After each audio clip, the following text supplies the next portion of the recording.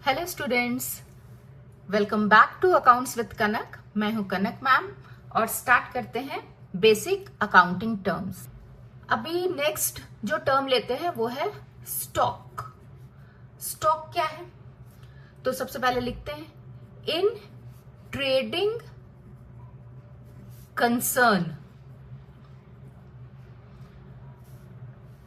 The goods lying in the warehouse at the end of the accounting year। है ना? क्या बोला? In trading concern. Trading concern क्या होता है? तो देखो, दो कंसर्न होते हैं, एक होता है ट्रेडिंग कंसर्न, एक होता है मैन्युफैक्चरिंग कंसर्न। एक्चुअली तीन कंसर्न होते हैं, ठीक है, लेकिन गुड्स के टर्म्स में हम लोग दो बात करते हैं। तो ट्रेडिंग, मैन्युफैक्चरिंग और एक होता है सर्विस, है ना, सर्विस सेक्टर। ठीक है, तो यहाँ पे हम लोग गुड्स से कंसर्न है, इसलिए हम लोग दो कंसर्न बता रहे हैं कि दो तरह का बिजनेस होता है, एक ट्रेडिंग कंसर्न और एक मैन्युफैक्चरिंग कंसर्न, है ना। ट्रेडिंग कंसर्न में क्या होता है? ट्रेडिंग कंसर्न में होता है कि गुड्स खरीदा, उसको बेच दिया, ठीक है, ये ट्रेडिंग कंसर्न है। मैन्युफैक्चरिंग कंसर्न में क्या होता है? गुड्स खरीदा, उसको प्रोसेस किया, यानी कि फिनिश गुड्स बनाया, फिर उसको बेचा, तो ये हुआ मैन्युफैक्चरिंग कंसर्न। ठीक है, तो यहाँ स्टॉक में क्या लिख रहा है? इन ट्रेडिंग कंसर्न, यानी कि ट्रेडिंग कंसर्न में वो गुड्स जो कि अकाउंटिंग ईयर के एंड में। अकाउंटिंग ईयर क्या होता है? अकाउंटिंग ईयर होता है कि 12 महीने का एक सेट, 12 मंथ्स का ये set.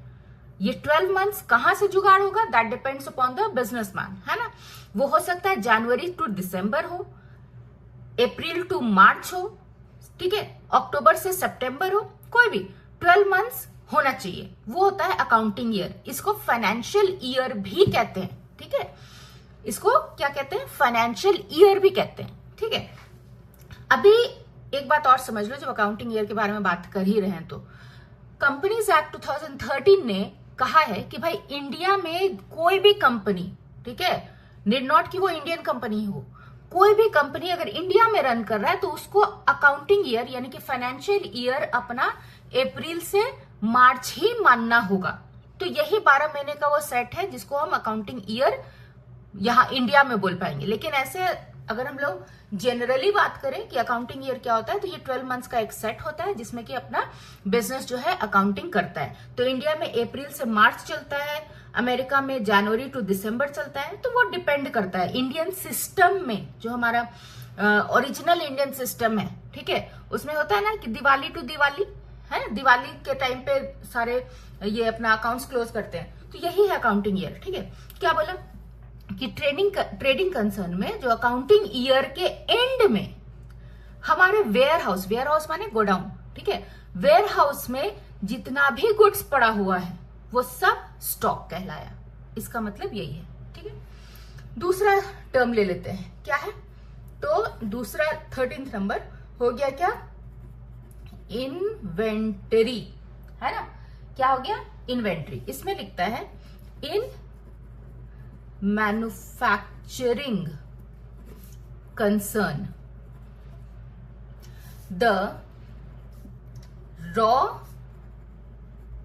materials, semi finished goods or finished goods lying in the warehouse at the end of the financial year या अकाउंटिंग ईयर, ठीक है। यहाँ फाइनेंशियल ईयर लिख देते हैं तो दोनों टर्म आपको लिखा हुआ मिल जाएगा, है ना, फाइनेंशियल ईयर, ठीक है। तो इन्वेंट्री क्या बोला कि इन्वेंट्री क्या है? तो इन्वेंट्री मैन्युफैक्चरिंग कंसर्न होगा, ठीक है। मैन्युफैक्चरिंग कंसर्न क्या है समझ गए। तो मैन्युफैक्चरिंग कंसर्न में फाइनेंशियल ईयर के एंड में वेयर हाउस में जो भी रॉ मटेरियल्स या semi finished goods, semi finished goods मतलब इस सेमी फिनिश्ड गुड्स को वर्क इन प्रोग्रेस भी कहते हैं, ठीक है ना, यानी कि जो आधा अधूरा बना हुआ सामान है, ठीक है। तो सेमी फिनिश्ड गुड्स या फिर फिनिश्ड गुड्स या फिर पूरा बना हुआ सामान अगर वो हमारे गोडाउन में पड़ा हुआ है at the end of the ये फाइनेंशियल ईयर, तो वो क्या कहलाता है, वो इन्वेंट्री कहलाता है, ठीक है। इसके बाद नेक्स्ट आ जाते हैं, नेक्स्ट 14th नंबर, ठीक है। 14th नंबर में क्या है, तो 14th नंबर में हम लोग बात करेंगे इनकम के बारे में। इनकम क्या है ये, तो excess amount earned from sale of goods is income। कहने का मतलब कि कोई भी गुड्स हम लोगों ने बेचा, गुड्स क्या था, जिसमें बिजनेस डील कर रहा है ना, कोई भी गुड्स हम लोगों ने बेचा तो उससे उसमें जो एक्सेस अमाउंट हम लोगों ने कमाया उसको क्या कहें, उसको हम लोग इनकम कहें, है ना। एग्जाम्पल के लिए समझ लेते हैं। एग्जाम्पल में अगर मान लो सपोज, ठीक है, goods costing ₹2 lakhs are sold for ₹2,50,000, ठीक है। क्या बात किया हम लोगों ने कि गुड्स कॉस्टिंग रुपीज कितना, तो गुड्स कॉस्टिंग ₹2 lakhs अगर वो बेचा जा रहा है, क्या कितना में बेचा जा रहा है, तो 2,50,000 में, ठीक है। तो यहां पे हियर कॉस्ट क्या है, कॉस्ट इज कितना कॉस्ट है, तो जितना का सामान है वो हुआ कॉस्ट, कॉस्ट हुआ 2 लाख, ठीक है। रेवेन्यू क्या है, रेवेन्यू कितना है, तो जितना में बेचे वो रेवेन्यू हुआ, रेवेन्यू हुआ 2,50,000, ठीक है। इनकम क्या है, कितना है, जो जितना एक्सेस में बेचे, 2 लाख का सामान 250 में बेचे, है ना, 2,50,000 में बेचे, तो 50,000 एक्सेस हुआ ना, तो 50,000 इनकम हुआ, ठीक है। ये हो गया इनकम। नेक्स्ट टर्म में आ जाते हैं। नेक्स्ट टर्म है प्रॉफिट, है ना।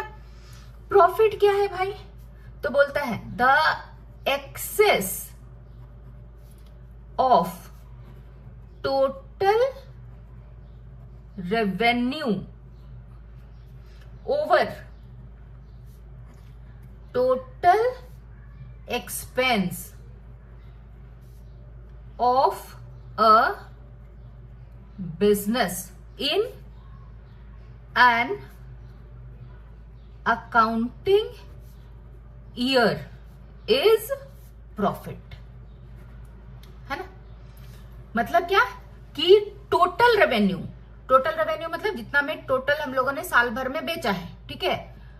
टोटल एक्सपेंस जितना साल भर में खर्च हुआ है एक अकाउंटिंग ईयर में, साल भर माने अकाउंटिंग ईयर में, तो जितना एक्सेस है रेवेन्यू वो हमारा प्रॉफिट कहलाए। तो प्रॉफिट का फॉर्मूला एक्चुअली में क्या बन गया, प्रॉफिट इज इक्वल टू क्या, तो total revenue minus total expense, है ना, ठीक है। जैसे यहां इनकम में समझा था कि भाई टोटल ये इस केस में रेवेन्यू कितना था 2,50,000, तो ऐसा तो बहुत सारा सामान बेचा गया होगा ना साल भर में, तो सारे को जोड़ देंगे तो टोटल रेवेन्यू हो गया, ठीक है। खर्चा भी तो हुआ होगा, तो जितना खर्चा है सबको जोड़ देंगे और उसके बाद उसको माइनस करेंगे, जितना एक्सेस हो गया वो हो गया प्रॉफिट, ठीक है। नेक्स्ट आ जाते हैं। नेक्स्ट टर्म है हमारा गेन। गेन क्या है भाई, तो गेन बोलता है the excess amount earned by sale of asset is gain, है ना। क्या बोला, the excess amount earned by sale of asset is gain, माने कि यहां गुड्स नहीं बेच रहे हैं, अभी तक इनकम प्रॉफिट ये जो बात कर रहे थे इसमें गुड्स का कहानी था, यहां हम गेन में एसेट्स बेच रहे हैं। तो एसेट्स अगर हम ज्यादा में बेचते हैं, जितना दाम है उससे ज्यादा में बेचते हैं, तो जितना ज्यादा में बेचे वो हो गया क्या, गेन, है ना। जैसे एग्जाम्पल के लिए समझ लो, बिल्डिंग कॉस्टिंग रुपीज, कितना का बना दे, 5 लाख, ठीक है ना, 5 lakhs सोल्ड फॉर ₹7 lakhs, है ना। तो 5 लाख का बिल्डिंग कितना में बेचे, 7 lakhs में बेचे। तो यहां एक्सेस अमाउंट कितना हुआ, एक्सेस हुआ कितना, तो 2 lakhs, है ना। 2 lakhs ही क्या है, तो गेन है। समझ में आई बात, 2 लाख क्या हो गया, गेन हो गया। ये कहानी है। नेक्स्ट आ जाते हैं। नेक्स्ट हम लोग का कितना नंबर था ये, 16th ना, 17th नंबर। 17th नंबर में क्या बात करें, गेन बात किया ना अभी, लॉस बात कर लेते हैं। लॉस, है ना। लॉस क्या है, तो बोलते हैं the excess of total expense over total revenue of a business in an accounting year is क्या, तो लॉस। क्या बोला कि टोटल एक्सपेंस है जो साल भर का, अकाउंटिंग ईयर में जो टोटल एक्सपेंस है, और जो टोटल रेवेन्यू है। तो टोटल एक्सपेंस टोटल रेवेन्यू से जितना ज्यादा होगा, जितना अधिक होगा, जितना एक्सेस होगा, वही है लॉस, ठीक है। तो लॉस का फॉर्मूला क्या हो गया, loss is equal to total expense minus total revenue, है ना। इतना हो गया, लॉस हो गया। उसके बाद नेक्स्ट टर्म में आ जाते हैं परचेज। परचेज भाई, परचेज क्या है, तो परचेज बोलते हैं the term purchase is used only याद रखना, for the purchase of goods, ठीक है। गुड्स तो क्या था, समझ लिए थे, है ना। तो गुड्स को अगर हम खरीद रहे हैं तभी टर्म हम परचेज यूज करेंगे। एसेट्स खरीद रहे हैं तो वो हमारा परचेज नहीं है, ठीक है, वो एसेट्स है। लेकिन गुड्स खरीद रहे हैं तो उसका स्पेशल नेम हम लोगों ने दे दिया, क्या है, तो परचेज है। ये कहानी है, ठीक है। उसी तरीके से एक और है सेल्स। सेल्स क्या है, the term sales is used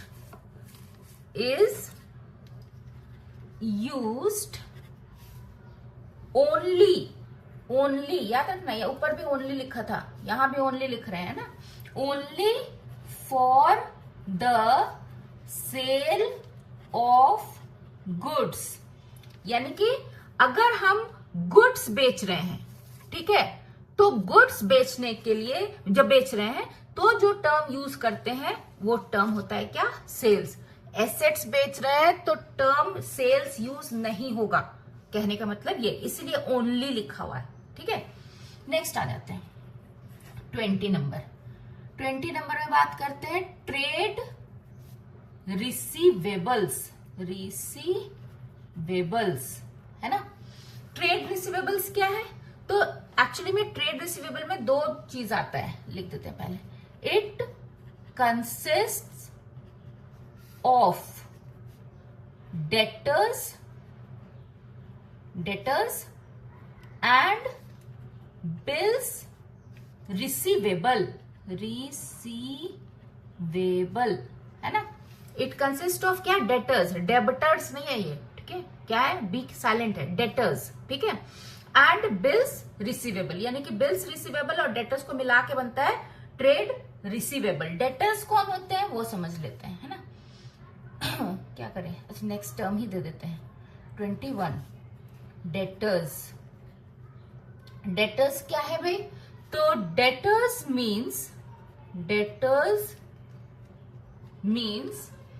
those persons whom goods have been sold on credit।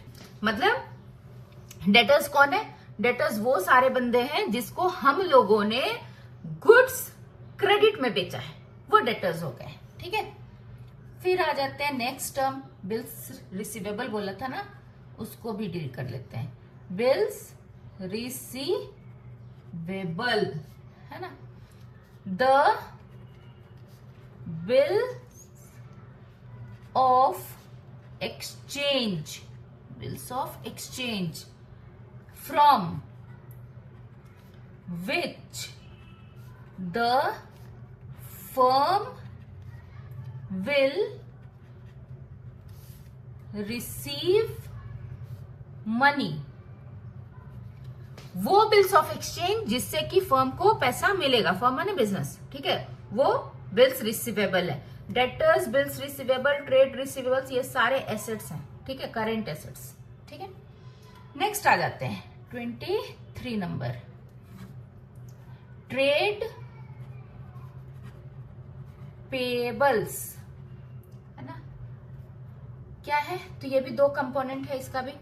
It consist of creditors and bills payable. ठीक है, तो क्रेडिटर्स क्या होते हैं वो देख लेते हैं। क्रेडिटर्स क्या है? तो लिखेंगे creditors means those persons from whom the firm has purchased goods on credit। ठीक है, क्रेडिटर्स कौन है? तो क्रेडिटर्स वो लोग हैं जिनसे कि फर्म ने परचेज किया है। क्या परचेज किया है? गुड्स परचेज किया है क्रेडिट पे, तो वो क्रेडिटर्स हो गए। एसेट्स भी परचेज कर सकते हैं, ठीक है, क्रेडिटर्स। ठीक है, जनरली एसेट्स को हम लोग यहाँ इंक्लूड नहीं करते हैं क्योंकि एसेट्स कोई उधार में देगा नहीं। ठीक है, ये कहानी है, इसीलिए हम लोग बात किए कि purchase of goods on credit, वो क्रेडिटर्स जिस बंदे से खरीद रहे हैं हम लोग, है ना। नेक्स्ट 25 नंबर, बिल्स पेबल बच गया था ना उधर। बिल्स पेबल में क्या था भाई? तो बिल्स पेबल में the bills of exchange to which the firm will pay money, यानी कि वो बिल्स ऑफ एक्सचेंज जिसको फर्म पेमेंट देगा वो बिल्स पेबल है। ठीक है, बिल्स रिसीवेबल था जिससे फर्म को पैसा मिलेगा, बिल्स पेबल है जिसको फर्म पैसा देगा। ठीक है, बिल्स पेबल हो गया, क्रेडिटर्स हो गया, ट्रेड पेबल्स हो गया, ये तीनों करेंट लायबिलिटीज है। सही है, क्विक रिकैप कर लेते हैं, है ना। क्विक रिकैप, पहला टर्म हम लोगों ने क्या सीखा था स्टॉक। स्टॉक क्या था भाई? ट्रेडिंग कंसर्न में अकाउंटिंग ईयर के एंड में जो भी कुछ गोडाउन में पड़ा हुआ है वो स्टॉक है ना। दूसरा सीखा था इन्वेंटरी। इन्वेंटरी क्या है? तो मैन्युफैक्चरिंग कंसर्न में अकाउंटिंग ईयर के एंड में जो भी कुछ पड़ा हुआ है वो इन्वेंटरी है। ठीक है, फिर नेक्स्ट सीखा था क्या चीज? तो इनकम। इनकम क्या है? तो इनकम है कोई भी गुड्स बेचते हैं, जितना ज्यादा में उसको बेचे तो जो एक्सेस अमाउंट है वो इनकम है ना। फिर क्या सीखा था? प्रॉफिट। प्रॉफिट क्या है? तो पूरे अकाउंटिंग ईयर में जितना भी हमारा रेवेन्यू हम लोगों ने कमाया है उस रेवेन्यू में से अगर जितना भी एक्सपेंसेस हम लोगों ने इनकर किया है ड्यूरिंग द ईयर वो माइनस कर दिया, तो जो भी एक्सेस अमाउंट आया वो हुआ प्रॉफिट, है ना। फिर क्या सीखा, गेन। एसेट्स को जब बेचते हैं एक्सेस अमाउंट में, तो जितना एक्सेस अमाउंट में बेचा है ना, वो हो गया क्या, गेन, है ना। फिर क्या सीखा हम लोगों ने, लॉस, यानी कि ड्यूरिंग द ईयर में, ड्यूरिंग द अकाउंटिंग ईयर में जितना एक्सेस एक्सपेंस हम लोगों ने किया, यानी कि टोटल एक्सपेंस कर लो, उसमें से जितना टोटल रेवेन्यू है उसको माइनस कर दो, जितना एक्सेस एक्सपेंस हो गया वो हो गया क्या चीज, तो लॉस, है ना। फिर क्या सीखा हम लोगों ने, परचेज, है ना। परचेज भाई क्या था, गुड्स को जब परचेज करते हैं तो हम लोग ये टर्म परचेज यूज करते हैं। फिर सीखा क्या, सेल्स। सेल्स मतलब गुड्स को जब बेचे तो जो टर्म यूज हुआ वो सेल्स टर्म यूज हुआ, ठीक है। फिर क्या सीखा, ट्रेड रिसीवेबल। ट्रेड रिसीवेबल में हम लोगों ने बात किया कि इस ट्रेड रिसीवेबल में दो टर्म कंसिस्टेड है, क्या है, डेटर्स और बिल्स रिसीवेबल, दोनों को कंबाइन करके हम लोग कहते हैं ट्रेड रिसीवेबल, ठीक है। ये भी कंपनीज एक्ट 2013 का दिया हुआ है, ट्रेड रिसीवेबल, ट्रेड पेबल, ये दोनों टर्म, सही है। फिर क्या बात किए थे, डेटर्स। डेटर्स क्या है, वो बंदे जिसको हम लोगों ने उधार में गुड्स बेचा है, ठीक है, वो डेटर्स हो गए। फिर बात किया था बिल्स रिसीवेबल, है ना।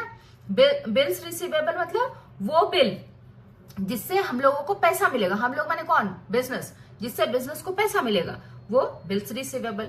फिर क्या बात किया, ट्रेड पेबल।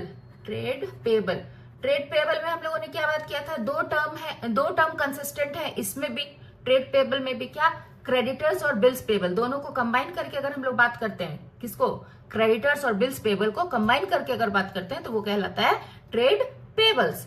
फिर क्या बात किया हम लोगों ने, क्रेडिटर्स, है ना।